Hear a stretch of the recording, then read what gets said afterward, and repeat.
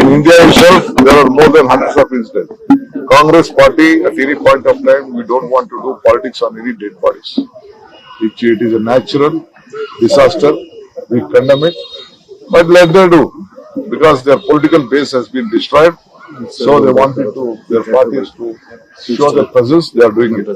Apart from nothing is there. No common man will cooperate with them.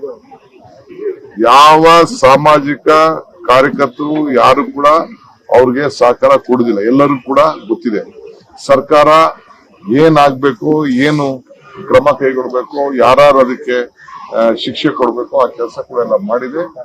ನಾವು one man commission ಕೂಡ ನೇಮಕ ಮಾಡಿದ್ದೇವೆ. ಏನಾದಿದ್ರು ಅವ್ರಿಗೆ ಹೇಳಿ, ಎಣದ ಮೇಲೆ ರಾಜಕಾರಣ ಮಾಡ್ತಾ ಇದ್ದಾರೆ, ಅವ್ರು ರಾಜಕಾರಣ ಮಾಡ್ಕೊಳ್ಳಿ. ಅವ್ರಿರೋದೇ ಈ ಒಂದು ಎಣದ ಮೇಲೆ ರಾಜಕಾರಣ ಮಾಡಕ್ಕೆ. ನೀವು ಯಾವ ಕಾಲದಿಂದ ತೆಗೆದುಕೊಳ್ಳಿ, ಇಲ್ಲ ವಿಟ್ನೆಹಳ್ಳಿಯಿಂದ ಬಂದು ತಗೊಳ್ಳಿ, ಇಲ್ಲ ಗಂಗಾಧರ್ ಕೊಲೆ ಪ್ರಕರಣ ತೆಗೆದುಕೊಳ್ಳಿ, ಬೇಕಾದಷ್ಟು ಎಲ್ಲ ಸ್ಟ್ಯಾಂಪೇಡ್ಗಳೆಲ್ಲ ನಡೀತಾ ಇದೆ. ಈಗ ನಾನು ನಿನ್ನೆ ಅಹಮದಾಬಾದ್ಗೆ ಹೋಗಿದ್ದೆ. ನಾನೇನಾರ ಮಾತಾಡದ್ನ?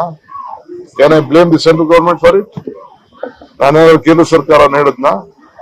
ಇಲ್ಲ ಇದಕ್ಕೇನ್ ಹೇಳ್ತೀರಿ ನೀವು? ಬೇರೆ ಬೇರೆ ಎಲ್ಲ ನಡೆದಂತ ಯುಪಿಲಿ ಇರ್ಬೋದು, ರೈಲ್ವೆ ಸ್ಟೇಷನ್ಗಳಿರ್ಬೋದು, ಬೇರೆ ಕಡೆ ದೇವಸ್ಥಾನದಲ್ಲಿ, ಅಲ್ಲಿ ಯಾವ್ದೋ ಒಂದು ದೇವಸ್ಥಾನ ಧಾರ್ಮಿಕವಾದಂತ ಯುಪಿಲಿ ಸುಮಾರು 100 ಜನ ಸತ್ತೋಗ್ಬಿಟ್ಟಲ್ಲ, ಕುಂಭಮೇಳ. ಅದಕ್ಕೆಲ್ಲ ಯಾರು ಅದಕ್ಕೆ ಹೊಣೆ? ಸೊ ಎಲ್ಲ ಯಾರು ಕೊಡೆ?